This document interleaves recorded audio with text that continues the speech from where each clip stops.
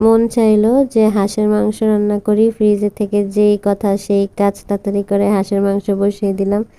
হাঁসের মাংস বসিয়ে হাঁসের মাংস রান্না করতেছি আমি। হাঁসের মাংস ভুনা করব আজকে। এই তো হাঁসের মাংসটা কষাচ্ছি। আর এদিকে আম্মু খিচুড়িও বসিয়ে দিয়েছে, এই খিচুড়ি ভুনা করলো, দেখতেই পাচ্ছেন। একটু বৃষ্টি হলেই মন চায় যে একটু মানে ভুনা খিচুড়ি খেতে, বা অনেকের পাতলা খিচুড়ি রান্না করে সেরকম করে খেতে। একটু বৃষ্টি হলে মনে হয় খিচুড়ি রান্না করি আর খিচুড়ি খাই। তাই তাড়াতাড়ি করে হাঁসের মাংস ছিল, হাঁসের মাংস রান্না করা শেষ। এই দেখুন কি সুন্দর কালার আসছে।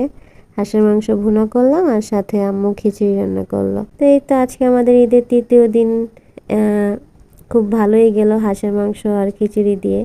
তা আপনাদের ঈদের তৃতীয় দিন কেমন কাটলো সবাই কমেন্টস করে জানাবেন। সবাই ভালো থাকবেন। আল্লাহ হাফেজ।